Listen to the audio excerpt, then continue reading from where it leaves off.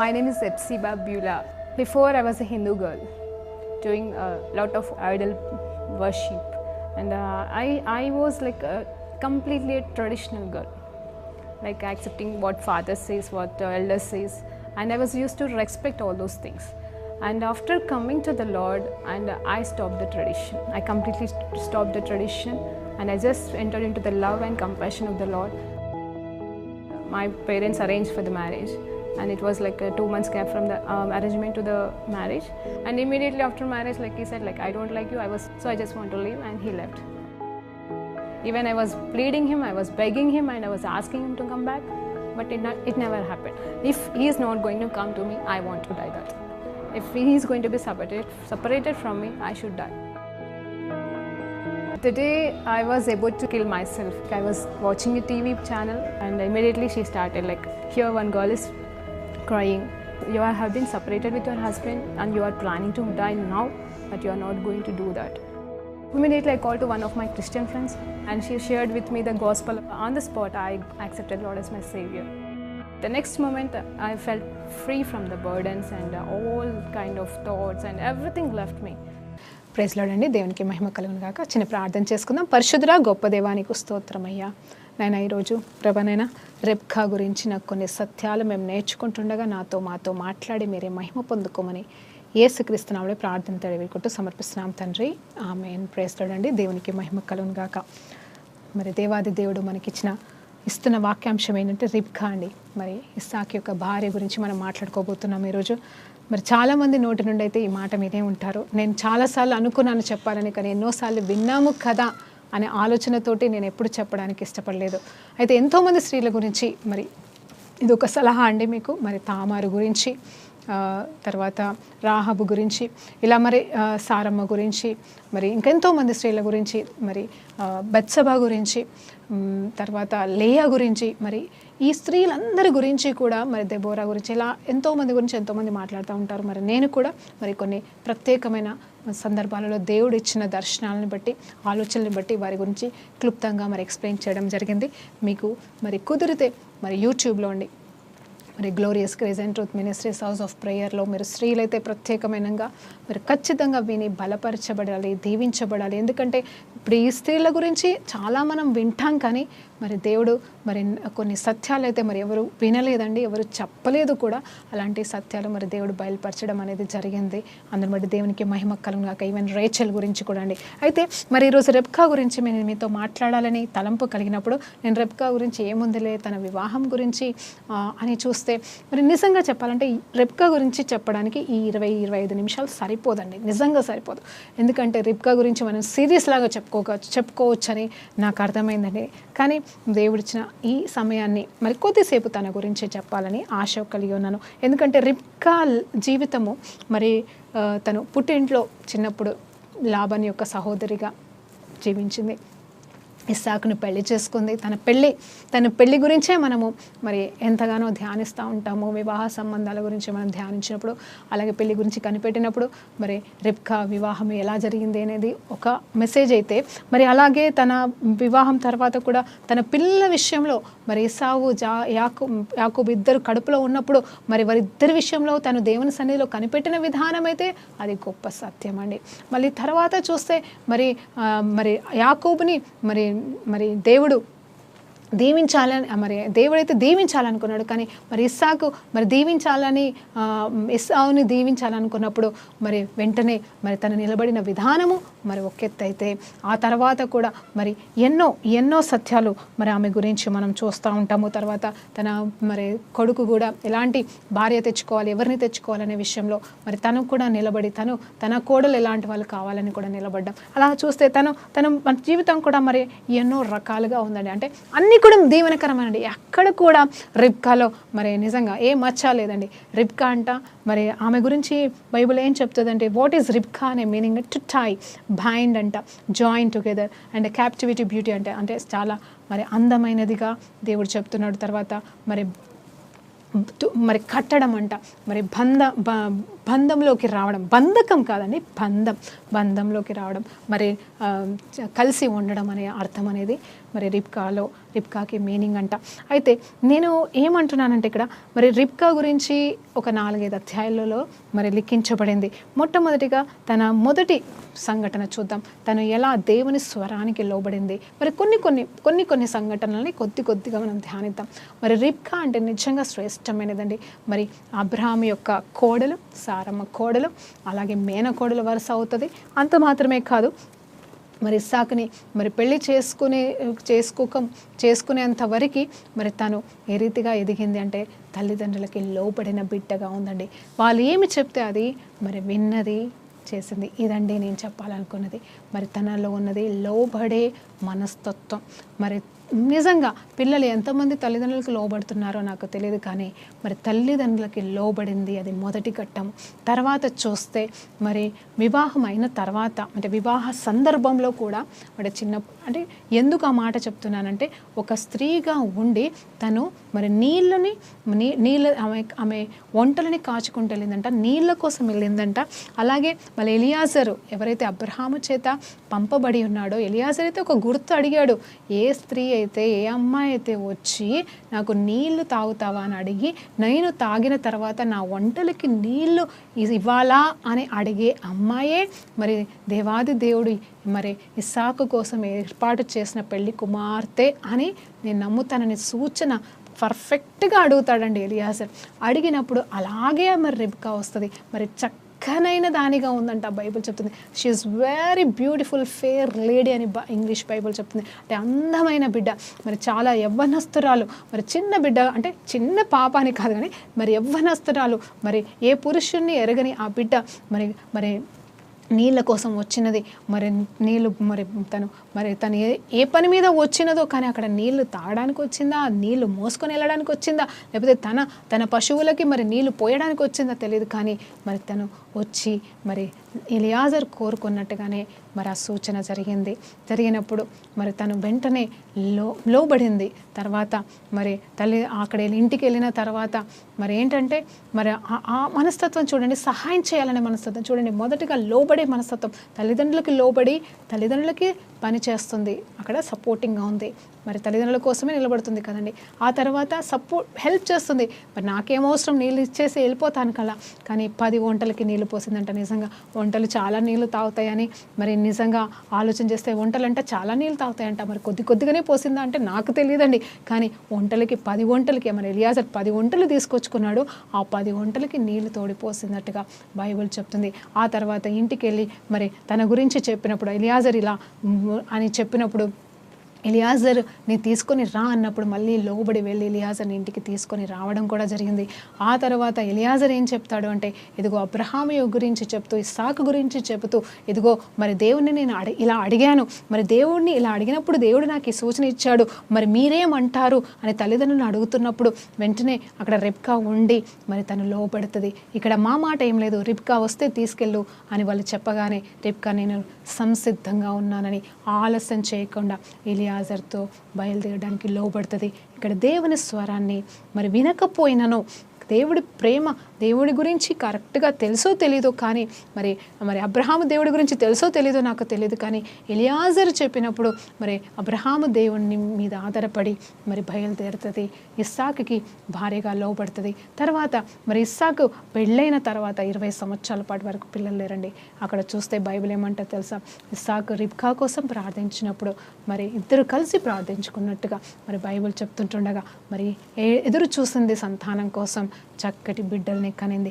ఆ కనుల సమయంలో కూడా మరి తన కడుపులో ఏదో గందరగోళం జరుగుతుంది అని వదిలేయలేదు, కానీ దేవుని సన్నిధికి వెళ్ళిందంట. చూడండి, దేవుని సన్నిధికి వెళ్ళి ఎంక్వైరీ చేసినంట, ప్రభా ఇదేంటి, నాకెందుకు ఇలా జరుగుతుంది, నా కడుపులో ఏమి జరుగుతుంది అని మరి దేవుని దగ్గరికి వెళ్ళి ప్రశ్నించినప్పుడు మరి దేవుని దగ్గర కనిపెట్టినప్పుడు దేవాది దేవుడు మాట్లాడాడంట, ఇదిగో నీ గర్భంలో మరి 2 మరి జనరేషన్స్ ఉన్నాయి, అంటే 2 ఉన్నారు, 2 జనాంగములు ఉన్నాయి, కాబట్టి అందులో మొదటి వాడిని పెద్దవాడిని చిన్నవాడిని పెద్దవాడు సేవ చేయాలి అని చెప్పేసి క్లుప్తంగా క్లియర్గా స్పష్టంగా ఈ మరి రిబ్కాని నమ్మిన దేవుడు, మరి రిబ్కా నమ్ముకున్న దేవుడు మరి బయలుపరిచినప్పుడు దానికి కూడా లోబడింది. ఎలా లోబడిందంటే మరి చిన్ననాటి నుండి మరి ఆ యాకోబు పట్ల ఉన్న ప్రణాళిక, దేవుని ప్రణాళిక గొప్పదని తెలుసుకొని మరి తన దగ్గరే పెంచుకుంటూ మరి తనకి ఎలాంటి బోధలు బోధిస్తూ మరి ముందుకు నడిపించిందో అంటే చూడండి, అన్యుల యొక్క మరి అన్య దేవతల్ని ఆరాధించే స్త్రీలని మాత్రం యాకోబు పెళ్లి చేసుకోలేదని. ఇది నిజంగా సత్యం. ఆమేన్. దేవునికి మహిమ కలుగును గాక. అయితే ఈసావు మాత్రం మరి చిన్నప్పుడే తను చేసిన పొరపాటు ఏంటంటే ఆకలికి తన పెద్దరికాన్ని తన మొదటి స్థానాన్ని కోల్పోతాడు. ఆ తర్వాత మరి ఆ నెక్స్ట్ చూస్తే కూడా మరి తల్లిదండ్రులకి లోబడకుండా మరి అన్య స్త్రీలని పెళ్లి చేసుకొని తల్లిదండ్రులకి వేదన కలగచేసినట్టుగా బైబిల్ చెప్తుంది. ఆ తర్వాత చూస్తే రెబ్కా ఏం చేసింది అంటే మరి ఆ తరుణం వచ్చింది, మరి ఈసావుని దీవించాల్సిన సమయం. ఇస్సాకు మరి తండ్రిగా పెద్ద కుమారుని దీవించాలి, తన తర్వాత తన్ని వారసుడిగా పెట్టాలి, మరి పెద్ద కుమారుడికే మరి ఆ యోగ్యత ఉంటుంది కాబట్టి మరి రెబ్కా అప్పటి వరకు దాచిపెట్టిందండి. అది మర్మముగాను మరి దాచిపెట్టింది, ఎందుకంటే ఎవరికి చెప్పకూడదు అని దేవుడు చెప్పాడేమో. అందుకే మరి ఒకవేళ రెబ్కా ఇస్సాకి చెబితే మరి ఖచ్చితంగా ఇస్సాకు యాకోబునే దీవించేవాడు, కానీ మరి రెబ్కాకి మరి దేవాది దేవుడు చెప్పమని పర్మిషన్ ఇవ్వలేదు అనుకుంటానండి. అందుకోసమే తను తెలియక మరి ఇస్సావుని దీవించబోతుంటే ఇక్కడ ఏంటంటే మరి అది జరగకూడదు, దేవుని చిత్తమే జరగాలని. అంటే నిజంగా చెప్పాలంటే ఒక తల్లి ఎప్పుడు కూడా ఒక బిడ్డను ప్రేమించి ఒక బిడ్డను ద్వేషించదండి, కానీ దేవుని పట్ల దేవుడు కలిగి ఉన్న ప్రణాళికకి లోబడడానికి ఒకరిని ఎక్కువగా ఒకరిని తక్కువగా చూసిందే, కానీ ఆ పరిస్థితిని బట్టి దేవుని చిత్తమే జరగాలి. మరి నా బిడ్డలైనను సమానత్వం కాదు. మరి ఒకసారి జ్ఞాపకం చేసుకోండి, యాకోబు యొక్క తల్లి వెళ్ళి యేసు ప్రభుని ఒక మాట అంటదంట. యాకోబు యోహాని యొక్క వాళ్ళ అన్నదమ్ములు కదండి, కొత్త నిబంధనలో మరి మనకి తెలుసా 12 మంది శిష్యుల్లో 2 అన్నదమ్ములు ఉంటారు. అయితే వాళ్ళ తల్లి అంట యాకోబుని ఒక వైపుకి మరి జాన్ని ఒక వైపుకి, అంటే యోహాన్ని ఒక వైపుగా, నా బిడ్డలిద్దరిని నీ కుడి పక్కన ఒకరిని ఎడమ పక్కన ఒకరిని పెట్టుకో ప్రభువా అని కోరుకుంటుందంట యేసయ్యని. అప్పుడు యేసయ్య అంటాడు, నాకు తెలియదమ్మా.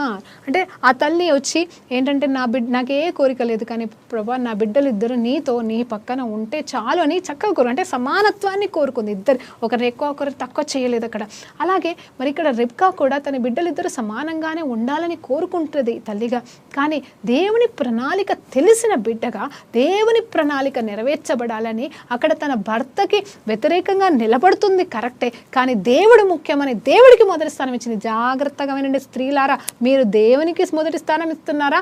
దేవుని స్వరానికి మొదటి స్థానం ఇస్తున్నారా? నీ బిడ్డలకి మొదటి స్థానం ఇస్తున్నారా? నీ భర్తకి మొదటి స్థానం ఇస్తున్నారా? లేకపోతే నీకున్న ఆస్తి అంతస్తులు అయితే నీ పుట్టింటికి మొదటి స్థానం ఇస్తున్నావా? ఈరోజు చెప్తున్నా, ఆమె రెబ్కా లోబడి దేవుడి స్వరానికి లోబడి ఎలియాజర్తో పాటుగా ఇస్సాకు దగ్గరకు వచ్చినప్పుడు తల్లిదండ్రుల ఇంటిని మరిచిపోయిందండి. అంత మాత్రమే కాదు, ఎప్పుడైతే ఇస్సాకుని చేసుకుందో బిడ్డలు పుట్టకపోయిననో దేవుని నామంలో ఎదురు చూస్తూ ప్రార్థిస్తూ ఇద్దరు కలిసి మరి దేవుని వైపు చూసినప్పుడు దేవుడు దీవించాడు, ఫలభరితం చేశాడు. అంత మాత్రమే కాదు, అబ్రహాముని నీ సారమ్మ ఎట్లా ఫాలో అయిందో అలాగే ఇస్సాకు ఎక్కడికి వెళ్ళినను కూడా మరి విధేయత చూపించింది. ఇంకొక సందర్భం చెప్పానండి, సేమ్ అబ్రహాం ఎలా అయితే సారమ్మ నా చెల్లి అని అబద్ధం చెప్పినట్టుగానే ఇస్సాకు కూడా మరొక సందర్భంలో అలాగే నా చెల్లి అని, ఎందుకంటే ఆమె అందంగా ఉంది, ఎక్కడ వారు మరి ఆమెని తీసుకెళ్ళిపోతారని భయముతోనే మరి నా చెల్లి అని చెప్తాడు. కానీ దేవాది దేవుడు కూడా తనని కాపాడుతాడు. అక్కడ కూడా చెల్లేనే చెప్పడానికి కూడా లోబడింది. కానీ ఇక్కడ యాకోబు విషయంలో మాత్రం తను ప్రేమ లేనిది కాదు, కానీ సమానంగా బిడ్డల్ని చూడలేనిది కాదు, కానీ తను మొదటి స్థానం దేవుడికి దేవుని ప్రణాళికకి ఇచ్చింది. కాబట్టి యాకోబు మరి నిలబడింది, దేవుని చిత్తానికి సహాయపడింది. హల్లెలూయా, దేవునికి మహిమ కలుగును గాక. అయితే ఎవరు కూడా ఎక్కువ తక్కువ అని చూడలేదు, కానీ దేవుని చిత్తం కోసం నిలబడిందని చెప్తున్నాను. అయితే మరి అక్కడ యాకోబు కూడా అంటాడు, అమ్మా వద్దు, ఆ శాపం నాకు వద్దు, ఆ పాపం నాకు వద్దు అంటే, లేదు ఇది శాపమో పాపమో అది నీకు తెలియదు, కానీ నాకు తెలుసు కదా అని చెప్పేసి ఆ శాపము నా మీదనే రాని అంటది. నిజం చెప్పాలంటే అది శాపమా అండి? శాపం ఎందుకు వస్తుంది? దేవుని చిత్తం నెరవేరుస్తుంది. బైబిల్లో శాపం అని రాసుకుంది. ఎందుకంటే యాకోబు అన్నాడు, అమ్మ అది శాపం, శాపం నేను అలా చేయకూడదు అంటే, లేదు బేట ఆ శాపం వస్తే ఒకవేళ వస్తే నా మీదకి వస్తుంది కానీ నీ మీదకి రాదని తన బిడ్డకి రావాల్సిన శిక్షని తీసుకోవడానికి ఇష్టపడింది. నిజం చెప్పాలంటే దేవుడైతే దాన్ని శిక్షించాడు. అది శాపం కాదండి. చూడండి, రిబ్కా విషయం గురించి మనం నేర్చుకుంటున్నాం. ఎంతో గొప్ప ధన్యత కలిగిన స్త్రీ, నిజంగా ఎక్కడ ఎలా ఉండాలో, ఏ సమయంలో ఎలా ఉండాలో జ్ఞానవంతురాలుగా మరి రూపవతి అయి ఉండి నేను నిలబడుతూ ముందుకు సాగుతుంది. గుణవతి అయి ఉంది, ముందుకు సాగుతుంది, తన బిడ్డల విషయంలో నిలబడుతుంది. ఇదిగో పెద్ద కుమారుడు చేసుకున్న పెళ్ళిళ్ళ వల్ల తను గాయపరచబడుతూ ఫైనల్గా ఏమంటదంటే యాకోబుతో చెప్తుంది. అవునండి, యాకోబుతో ఏమంటదంటే, ఇదిగో యాకోబుతో మాత్రమే కాదు ఇస్సాకి కూడా చెప్తుంది తన భర్తకి, చూడయ్యా ఇదిగో ఇస్సావు తీసుకొచ్చిన కోడళ్ళ వల్ల మనకి పడుతున్న వేదన, మనం పడుతున్న వేదన ఇంత అంత లేదు. కాబట్టి ఇది ఇప్పుడు యాకోబు కూడా ఇక్కడి వాళ్ళనే పెళ్లి చేసుకుంటే ఇంకా నా బ్రతుకి అర్థము లేదయ్యా అని చెప్పేసి మన రక్త సంబంధికుల దగ్గరికి పంపిద్దాము అని చెప్పేసి మరి ఇస్సాకి కోపం రావాలి కదా లెక్క ప్రకారం. అంటే సముదాయించుకుంది కదండి యాకోబు విషయంలో. మరి తను మరి ఆ దీవెనలు దొంగతనం చేశాడని తెలిసింది ఇస్సాకి. మరి ఇస్సాకి కోపం రావాలి, వచ్చి ఉంటుందేమో నాకు తెలియదు. కానీ రెబ్కా సముదాయించుకొని కారణం చెప్పి ఇప్పుడు బిడ్డలిద్దరిని చంపుకోవడం ఇష్టం లేక మరి కుమారుడిని దూరంగా పంపిస్తుంది. ఈసావు ఇక్కడే ఉంటాడు, కానీ ఆ రెండో కుమారుడిని దూరంగా తన కుటుంబ సభ్యుల మధ్యలోకి, అది కూడా పారిపోమ్మని పంపించగాని కోపం చల్లారేంతవరకు దూరంగా ఉండు. అలాగే నువ్వు ఇప్పుడు పెళ్లి సమయం వచ్చింది కాబట్టి నువ్వు వెళ్ళి మన రక్త సంబంధికులకు వెళ్ళి నా మేనకోడళ్ళని పెళ్లి చేసుకో అని కూడా అక్కడ చెప్పడం అనేది జరిగింది. అంటే లైక్ అతను ఒక మార్గం చూపిస్తుందండి. అప్పుడు యాకోబు వెళ్తాడు, పెళ్లి చేసుకుంటాడు. ఆ తర్వాత మరి రిబ్కా యొక్క మరి జీవితం ఎలా తర్వాత జరిగిందనేది మనకి బైబిల్లో ఏమీ రాయబడలేదు. కానీ తర్వాత మరి చివరిగా మరి ఆది కాండంలో మరి 24, 25, 26 వచనాల వరకు ఇదంతా జరుగుతుందండి. కానీ ఫైనల్గా 49 అధ్యాయంలో కూడా రాయబడింది ఏంటంటే, అబ్రహాము సారమ్మ ఎక్కడ పాతి పెట్టబడి ఉన్నారో అక్కడ ఇస్సాకుతో పాటుగా మరి రిబ్కా అని ఫస్ట్ చనిపోయిందండి. రిబ్కా చనిపోయిన తర్వాత మరి ఇస్సాకు గారు చనిపోయినట్టుగా బైబిల్ చెప్తుంది. కాబట్టి మరి అబ్రహాం సారమ్మని ఎక్కడ పాతి పెట్టారో అక్కడే రిబ్కాని కూడా పాతి పెట్టడం అనేది జరిగింది. అక్కడ ఇస్సాకుని కూడా పాతి పెట్టడం అనేది జరిగింది. మరి ఎంతో మరణంలో కూడా మరి శ్రేష్టమైన మరణం ఆ బిడ్డ పొందుకుంది. మరి తెలియదండి యాకోబుని చూసిందా లేదా అనేది. మరి నిజం చెప్పాలంటే చూడలేదేమో, మరి తిరిగి వచ్చిందో కలిసి ఉన్నారో నాకు తెలియదు. కానీ ఇస్సాకుని అయితే యాకోబు చూసి ఉన్నాడు. అది తిరిగి వచ్చిన తర్వాత తను తప్పులు తెలుసుకొని లేకపోతే 14, 20 సంవత్సరాలు మరి బయట లాబాను దగ్గర జీవించిన తర్వాత మరి బేతేలుకు వచ్చిన తర్వాత ఇస్సాకుని కలిసినట్టుగా బైబిల్ చెప్తుంది, కానీ తల్లిని కలిసినట్టుగా బైబిల్ చెప్పట్లేదు. కాబట్టి ఆమె మరణం ఎప్పుడు జరిగిందో తెలియదు. కానీ జీవించినంత కాలం నమ్మకమైన స్త్రీగా, లోబడిన స్త్రీగా మరలా జ్ఞాపకం చేస్తున్నాను. చిన్నప్పుడు తల్లిదండ్రులకి లోబడి జీవించింది, తల్లిదండ్రుల కిందనే కవరింగ్లో ఉంది. తర్వాత మరి ఎలియాజర్ని మరి దేవుడు పంపించాడని ఎలియాజర్ చెప్పిన మాటకి లోబడి మరి ముందుకు నడిచింది, దేవునికి లోబడింది. తర్వాత మరి సారమ్మ అయితే అప్పటికి లేదు, చనిపోయింది. కాబట్టి సారమ్మ స్థానంలో ఒక తల్లిలా మరి ఇస్సాకుని చూసుకుంది. ఆ తర్వాత ఆలస్యమైన బిడ్డల కోసం ఎదురు చూసింది. ఆ తర్వాత బిడ్డల్ని ఎలా పెంచాలో మరి ఆ విషయంలో తను కరెక్ట్ నిర్ణయాలు తీసుకుంది. మరి ఏది ఏమైనాను కూడా రిబ్కా శ్రేష్టమైన బిడ్డగా, బైబిల్ అంతట్లో శ్రేష్టమైన స్త్రీగా మరి బైబిల్లో రికార్డ్ చేయబడిందండి. అందరి బట్టి దేవునికి మహిమ కలుగును గాక. ఇలా మరి ఆ బిడ్డ గురించి మనం ధ్యానించుకుంటూ మరి ఇదంతా కూడా మనం చూస్తే మరి శాపం విషయంలో కూడా ఆమె ఎంత చక్కటి మాట ఏంటంటే, బిడ్డ ఆ శాపం నీకు రాదు నాకు వస్తుంది అని చెప్పేసి మాట్లాడుతోంది.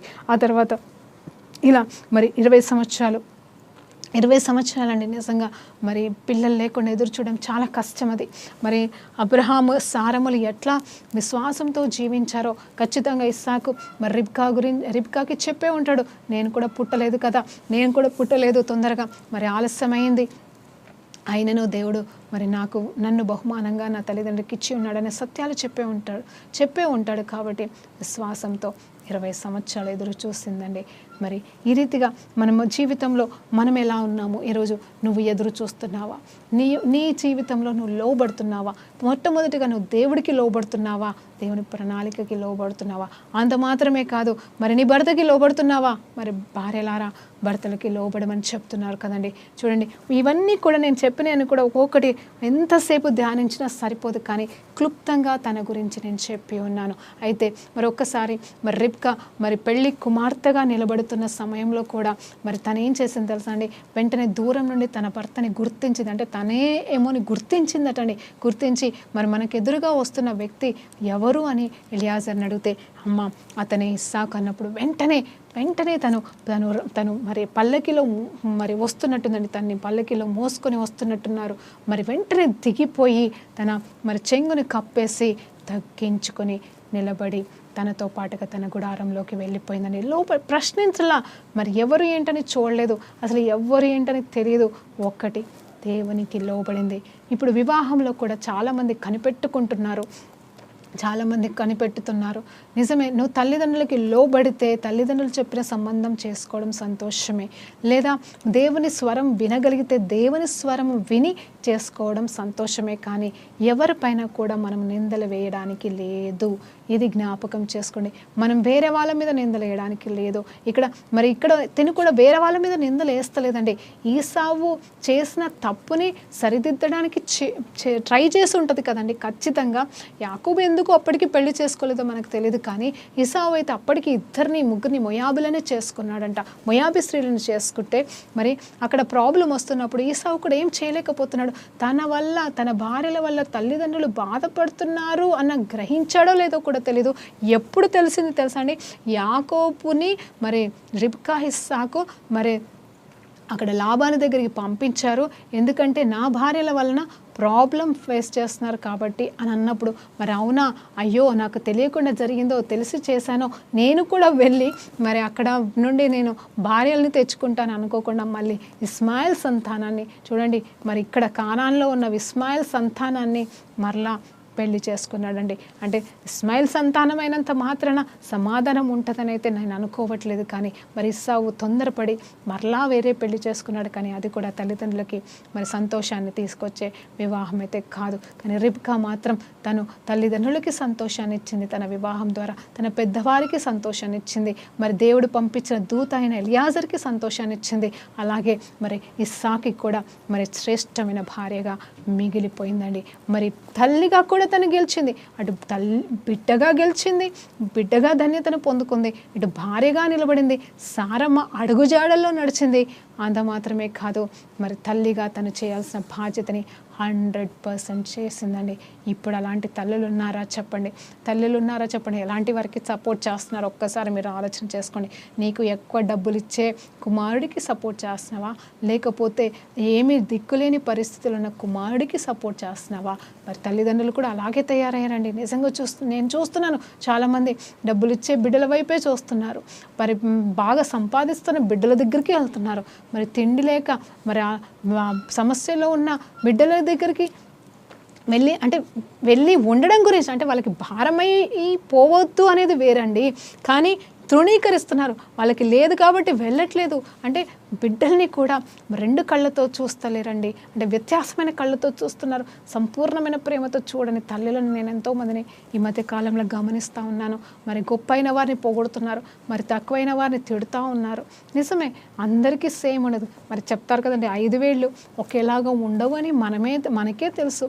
మనం బోధిస్తూ ఉంటాం, మనం చెప్తా ఉంటాం, అందరూ ఒకేలాగా ఉంటారని తెలుసు. కానీ మన కడుపులో పుట్టిన బిడ్డలు సేమ్ లేకపోతే మరి అక్కడ ప్రాబ్లం ఏంటండి? అది మన ప్రాబ్లమా అని ఆలోచన చేస్తున్నామా, సపోర్ట్ చేస్తున్నామా లేదా? నేనేమంటున్నట్టు ఇక్కడ మరి ఇస్సావుకి అన్యాయం చేసింది కదా, చాలామంది అడుగుతున్నారు రిబ్కా ఇస్సావుని ఎందుకు ప్రేమించలేదు? దేవుడు కూడా అన్యాయం చేశాడు ఇస్సావు విషయంలో. మరి అలాగే తల్లి కూడా అన్యాయం చేస్తుంది, ఒక తల్లి అలా చెయ్యొచ్చా అంటున్నారండి. నిజమే, తల్లి అలా చెయ్యకూడదు, కానీ తల్లి ఏం చేసింది అనేది ఎందుకు ఆలోచించట్లేదు? దేవునికి ప్రాధాన్యత ఇచ్చింది, అది మాత్రము మనం జ్ఞాపకం చేసుకోవాలి. ఎందుకంటే దేవుడి వల్ల పొరపాటు జరగదండి. దేవుడు తప్పు చేయడు. దేవుడు అబద్ధమాటకు నరుడు కాదు కదా. దేవుడు ఒకటి చెప్పాడంటే దాని వెనకాల కారణం ఉంటుంది. పోనీ ఏమన్నా తెలుసా అండి, మరి ఎంతవరకు మాట్లాడినాడో రెబ్కాతో ఆ తండ్రి దేవుడు. ఆమె వెళ్ళి అడిగింది, ప్రభా నా కడుపులో ఏమి జరుగుతుంది, నేను గర్భవతి అయి ఉన్నానే, కాక గర్భంతో ఉన్నాను, 20 సంవత్సరాల తర్వాత నేను గర్భాన్ని ధరించి ఉన్నాను నీ దయ వల్ల, కానీ ఇప్పుడు ఏమి జరుగుతుందో నాకు తెలియకున్నదే అని అన్నప్పుడు క్లియర్గా స్పష్టంగా నువ్వు భయపడాల్సిన అవసరం లేదు, కానీ నువ్వు లోబడు నిలబడు అని స్పష్టంగా మాట్లాడినాడు. ఇదండి ఆమెని దేవుడు నమ్మాడు. ఇప్పుడు నీ బిడ్డల్ని బట్టి నిన్ను దేవుడు నమ్ముతున్నాడా? నీ బిడ్డల పట్ల నువ్వు నిలబడినప్పుడు, నువ్వు ప్రార్థన చేసినప్పుడు, నీ బిడ్డల పట్ల ఏ దర్శనం ఉందో నీకు చూపిస్తున్నాడు కదా. నువ్వు ప్రార్థన చేస్తే ఖచ్చితంగా చూపిస్తాడు. నీ బిడ్డల పట్ల ఉన్న ప్రణాళికను దేవుడు బయలుపరుస్తున్నాడు. ఆ బయలుపరిచిన దానికి నువ్వు లోపడుతున్నావా? వాళ్ళు వినకపోతే సరే మంచిది, అది వాళ్ళ ప్రాబ్లం. అయ్యో నా బిడ్డలు వినట్టు. ఇప్పుడు ఏసావు కూడా వినలేదు కదండి. ఖచ్చితంగా తల్లి చెప్పు ఉంటుంది కనీసం.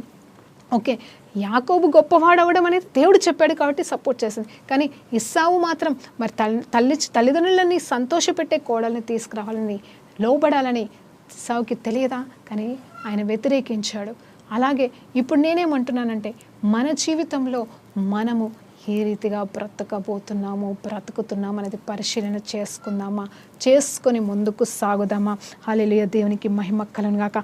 అలాగే ఆస్తి అంతస్తుల విషయంలో కూడా రెబ్కా ఎప్పుడు కూడా పరిగెత్తలేదని మనకు అర్థమవుతుంది. తను కూడా ఫస్ట్ తను పొందుకున్న బహుమానాలు ఎలియాజరు ఇవ్వంగానే వెంటనే తీసుకెళ్ళి తన అన్నకి చూపించింది. ఆ తర్వాత మరి ఎంతగానో ఆ ధనము అదంతా ఇస్తున్నప్పుడు కూడా మరి వాటి మీద ఆశ పెట్టుకోలేదు. ఆ తల్లిదండ్రులకి ఇచ్చేసి వచ్చినట్టుగా ఉంది. సరే తను కూడా తెచ్చుకుందేమో తనకి ఇవ్వబడిన బంగారం అదంతా, కానీ దాని మీద కూడా ఆమె అంటే దాని మీద కూడా ప్రయాస పడలేదండి. ఆ తర్వాత మరి 10 దినములు, ఇంకొకటి 10 దినములంట, కొన్ని రోజులు ఒక 10 దినములన్నా ఉంచు, మరి తర్వాత మేము ఎప్పటికైనా చూస్తామో లేదో మా కూతుర్ని ఒక 10 రోజుల తర్వాత పంపిస్తాం ఎలియాజర్ అంటే, మరి నిజంగా చెప్పాలంటే ఎలియాజర్ ఒప్పుకోలేదు. ఇప్పటికే ఆలస్యం అయిపోయింది, నేను వెంటనే వెళ్ళాలి, దేవుడు చేసిన కార్యం ఇది, దేవుడు తీసుకొచ్చిన మార్గం ఇది అని చెప్పినప్పుడు మరి వెంటనే మరి లేదు నేను ఉంటాను అని అంటే అక్కడ ఎలియాజర్ కూడా ఏం చేసేవాడు కాదు. కానీ వెంటనే పర్వాలేదు నేను వెళ్ళిపోతానని తల్లిదండ్రులకి చెప్పిందండి. ఇదండి ఒక స్త్రీలో ఉన్న నిజమైన మరి సత్యాలు మనం పాటించవలసినవిగా ఉన్నాము. ఇప్పుడు రాహాబు కూడా జీవితంలో కూడా రాహాబు పరిస్థితి కూడా ఎలా ఉంది అంటే తను ఒక వ్యభిచారి అండి. తను వ్యభిచారిగా ఉండి కూడా తన కుటుంబాన్ని కాపాడుకోగలిగింది. దాని గురించి నేను మరి రాహాబు గురించి నేను బైబిల్లో చెప్పి ఉన్నాను. సారీ అండి, యూట్యూబ్లో మరి ఉందండి మెసేజ్, మీరు వినొచ్చు. అయితే నేనేమంటున్నాను అంటే తను ఒక వ్యభిచారి అయి ఉండి కూడా అక్కడ ఎరుకో గోడలు నాశనం అయిపోతున్నప్పుడు తను ఏం చేసింది తెలుసా? 2 వేగుల వారిని కాపాడడం మాత్రమే కాదు, వెంటనే నీకేం కావాలి అన్నప్పుడు తన స్వార్థం చూసుకోలేదు. ఒక వ్యభిచారిగా ఉండి కూడా తన కుటుంబంని క్షమించి కరుణించండి, కాపాడండి, మమ్మల్ని నాశనం చేయకండి, మీరు ఈ దేశాన్ని అంటే ఈ ఎరుకు గోడ ఇదంతా మీరు ఎరుకొని నాశనం చేయడానికి వచ్చినప్పుడు నన్ను నా కుటుంబాన్ని అని జ్ఞాపకం చేసుకోండి అని అడుగుతుంది. నిజంగా ఆమె ఒక వ్యభిచారి అయి ఉండి కూడా, అంటే ఒక స్త్రీ తత్వంని చూడండి, మరి ఎంత మంచి హృదయం కలిగిన వారమో తెలుసా స్త్రీలకి. దేవుడు ఎంతో చక్కటి హృదయాన్ని ఇచ్చాడు.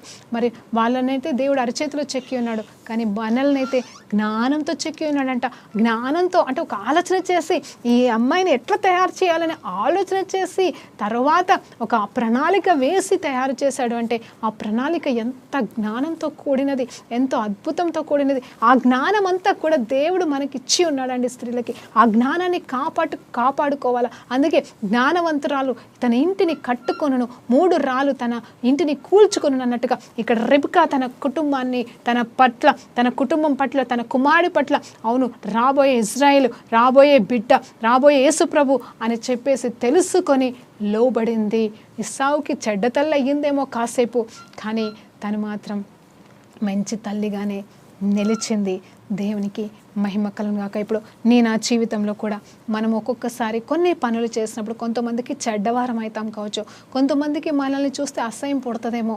కానీ నేనేమంటున్నానంటే నీ హృదయంలో నీ మనస్సాక్షికి నీలో ఉన్న పరిశుద్ధాత్మ దేవునికి నువ్వెందుకు చేస్తున్నావో తెలుసు కాబట్టి నువ్వెవరికి లెక్క చెప్పుకోవాల్సిన అవసరం లేదు. కానీ దేవునికి లెక్క చెప్పుకొని దేవుని పాదాలు పట్టుకొని నీ బిడ్డల నిమిత్తం, నీ భర్త నిమిత్తం, నీ కుటుంబం నిమిత్తం నువ్వు నిలబడితే దేవుని ప్రణాళికలలో ఆలస్యమైనను అన్నీ కూడా నెరవేర్చబడతాయని ప్రార్థన పూర్వకంగా ముగించుకుందాం. పరిశుద్ధ గొప్ప దేవానికి స్తోత్రమయ్యా. మేము ఇప్పటివరకు రెబ్కా గురించిన సత్యాలు మేము ధ్యానించుంటుండగా ఎన్నో మర్మాలు సత్యాలు బిడ్డ గురించి మేము నేర్చుకున్నాము తండ్రి. ప్రతిదీ మా జీవితంలో అన్వయించుకొని ప్రభా నైనా తన జ్ఞానవంతురాలిగా ప్రతి స్త్రీ జీవించుటకు సహాయం చేయమని వేడుకుంటూ యేసుక్రీస్తు నామములో ప్రార్థన వేడుకుంటూ పొందుకుంటున్నాం తండ్రి. ఆమేన్. ప్రైజ్ లార్డ్ అండి.